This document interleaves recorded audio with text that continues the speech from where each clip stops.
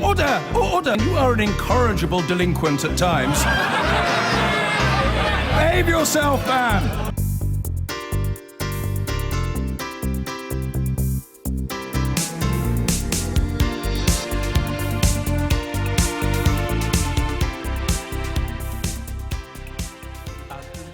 Now, there have always been arguments about whether cannabis should be decriminalised, but there was a time when the drug was legitimately at least seen as at the light end of the illicit drug spectrum.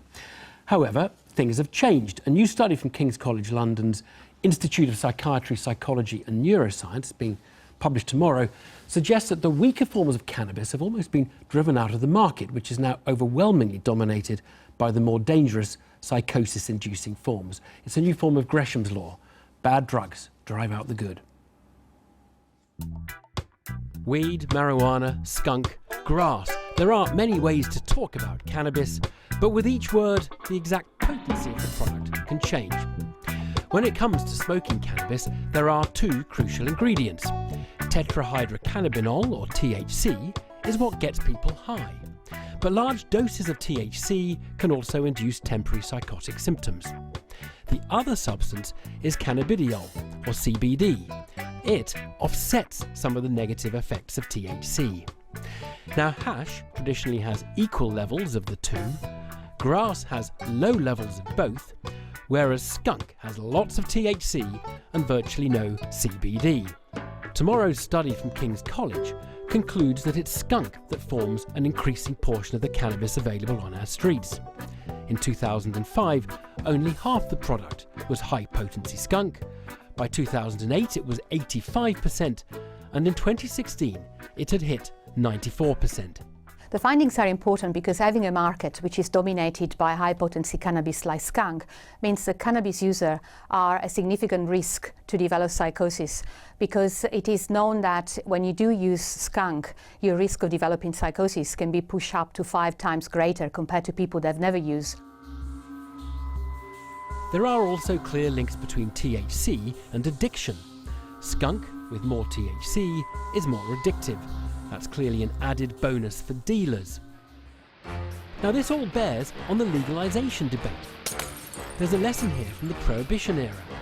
Haven't you heard of Prohibition? When the people want something, they generally get it. Potent drugs are liked by dealers, as the volumes sold can be smaller and easier to disguise. That's why whiskey was more popular in America's Prohibition speakeasies than beer. If cannabis were to be legalised, could it stop the slide towards more potent versions, giving users more choice within a regulated market? Well, others say legalising a drug that can result in psychosis can never be right. Making a highly addictive drug more accessible will only create more problems. The one thing both sides agree on is that cannabis is getting stronger. The stuff puffed by hippies in the 60s had around 1% of THC in it. Today's THC levels are now over 14% on average, as skunk's prevalence rises. Well, we should mention that 3 of the 5 authors of the new study do work for GW Pharmaceuticals, which is a company developing cannabinoid medicines. But I'm joined by Lord Munson. He's Nick Munson. He's a hereditary peer whose son Rupert Green took his own life last year after suffering psychosis the family believe was brought on by skunk. In Toronto is Bill Blair. He's a former chief of the city's police and now an MP and drug czar to Canada's Prime Minister Justin Trudeau. Together they're pushing through the legalisation of cannabis. And also with me is Marjorie Wallace from the mental health charity SANE. A very good evening to you all. Nick, just take us through Rupert's experience. How quickly did he go from, ordinary life to psychosis? Sure.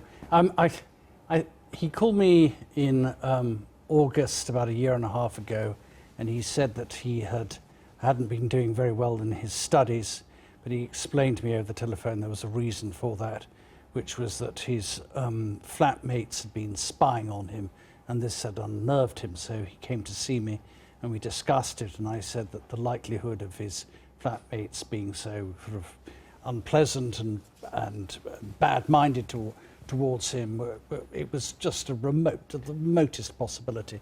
And possibly he was being a little bit paranoid. And then he turned around to me and he said, "If you say that again, I'm going to punch you," which was the first. You realised that something had really changed. Yes, yes.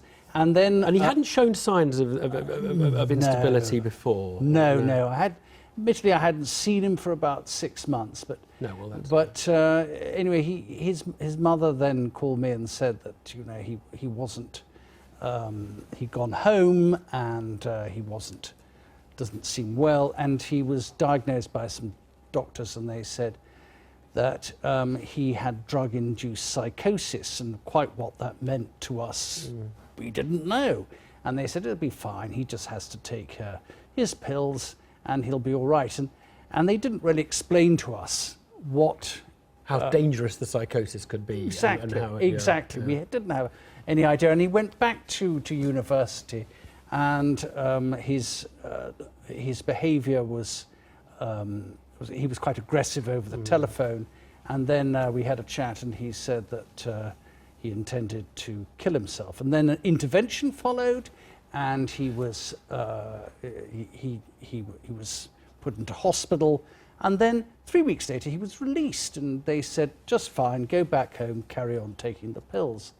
And we expected him to slowly get better, but it just wasn't the case. And he had more and more sort of he was supposed to be taking the pills, but we couldn't make him because of human rights, the human rights issue. Yeah, and we know how this tragically ended. Yes. Marjorie, now you see a lot of people with bad mental health. Are you linking how often are you linking it to skunk, this very strong cannabis? Sadly, much too often. Actually, Lord Motsland's experience, we see it replayed day in, day out, over personally dozens of families, and through SANE hundreds of families.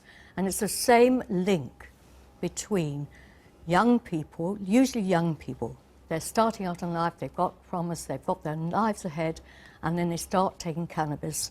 And of course, the stronger forms like skunk have got much higher psychoactive THC content, and then starts the downward spiral.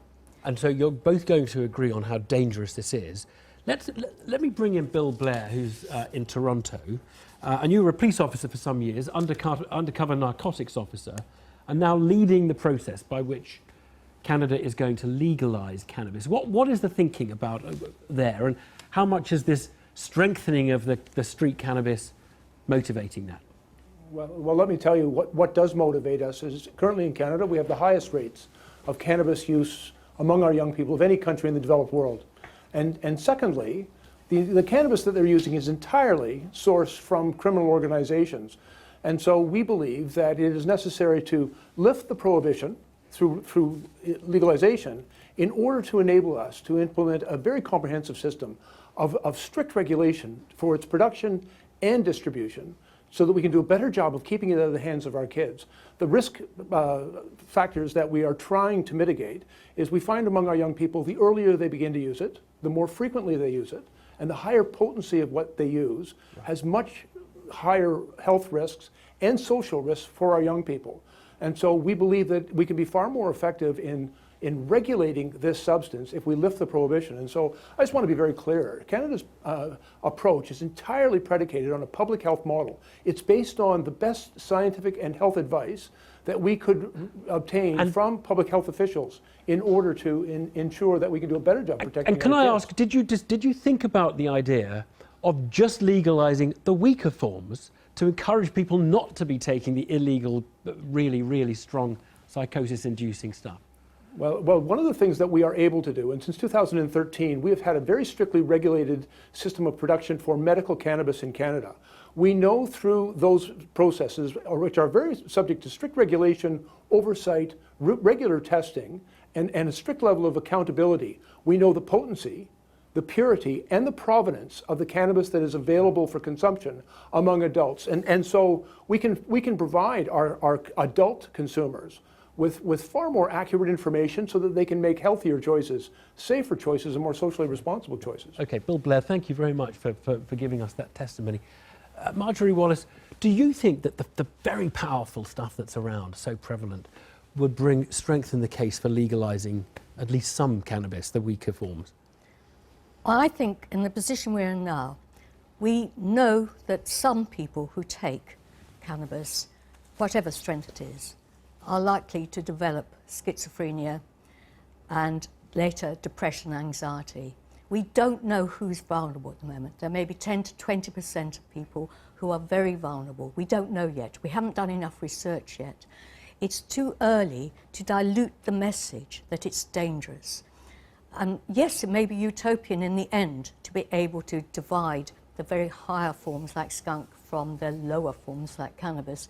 But at the moment, it's just too dangerous to gamble with young minds, because I have seen over the 25 years that I've been having a helpline, I've seen so many tragedies, so many people destroyed by that taking of what seemed a harmless. Nick, do you feel that the strengthening of the street product changes the arguments around legalisation? Well, yes, I do. I think that this report that's just come out has demonstrated what I've been saying from anecdotal evidence for the last year, is that the stronger, the greater the amount of THC, the greater the damage that can be wrought on vulnerable minds. And remember, it's the very young people, the people with developing brains below the age of 22, are those who are most vulnerable. If you're over 25, for instance, and you have a psychotic fit from your cannabis habit, you can get over it. But many people who are under 22 can't. Right. They're marked for life. And it's those people that I would seek to protect. How would I seek to protect them? The objective is obviously shared. I just want to go back to Bill Blair. Bill Blair, what is the evidence? Because lots of places have basically legalised the stuff. We've got, Washington State and Colorado in the US. Have you looked at the evidence? Are they getting better outcomes or not from those places? Actually, they are beginning to produce better outcomes, but simply managing regulation or prohibition alone is not sufficient. And we have to make significant investments in public education, particularly directed towards young people so that they know the health risks. One of the things the evidence overwhelmingly tells us is that many young people are unaware of the very significant health risks that cannabis use, particularly frequent or high potency use, can have to their health and to the developing brain. And so we couple both our strict regulatory approach, maintaining a prohibition for all young people under the age of majority, an absolute prohibition in their legal purchase, possession, or consumption of this drug. We're attempting to displace the illicit market. And Marjorie, you would agree very much with the education message, I think. Definitely with the education, but if you dilute the message too much, then I think the parents, the teachers, all of us who are trying to educate can't do so, which is why I think we can't go into decriminalisation immediately. We need to leave it there, but it's a really interesting debate. Thank you all very much indeed. To the Telegraph, Cannabis, and I know you've got very strong thoughts on this one, Stig, but what's the story about them? Yeah, they are diametrically opposed thoughts. Yeah, we are. Carlo Mack. Yeah. I find this interesting because this, to me, makes unequivocally the case for the decriminalisation of cannabis. This is like if the only booze you could buy in this country was 120% proof, would there be a problem with people drinking in this country that's greater than the one that currently exists? Yes, there categorically would be. And the issue of criminalising cannabis, it places its distribution in the hand of criminals. It means they voluntarily seek a very strong, a dangerous level. The dealers are suddenly going to become model citizens overnight because cannabis is legalised. They're not going to, because even if the government taxes it and it's sold, they will not be cut because they'll undercut whatever the government is charging. If the government is charging tax, they will undercut all of that. And if they don't do that, they'll turn to trafficking. They'll turn to other horrible things. They're not going to go away. But you can't. I'm not saying it will solve every single societal problem. It won't. At the minute, people are criminalised. People go to prison for getting high, which I think arguably is not even a morally bad issue for them to get involved in. It's not morally wrong for people to get high. People do it in all sorts of forms. The best thing to do, very dangerous. The best thing to do is to find the safest way of allowing people to do it. The worst way of achieving that is to criminalise everything, so the worst people in the country are responsible for this. Almost all cannabis now. How many people are criminalised these days for cannabis? It's very rare to see prosecutions for cannabis. There's plenty of people in prison for drug offences. And look, that's a slightly different argument about whether people should be in prison. Almost all cannabis now super strength. Is that a sign of a criminalised system working? Yes or no? It categorically is a sign of that So system let's legalise cannabis so that there was a massive report out in the US recently, one of the biggest ones ever made, which pointed out the major downsides of regular cannabis use: psychosis, schizophrenia, respiratory problems, car crashes because people are high all the time, and fetal problems. People who are taking it, smoking it, fetal problems in get a safer babies. version. So get a safer version of it. Oh yeah, and then, Get a safer version and then of the it. dealers will bring out an unsafe version. All right then. I've been getting away with it all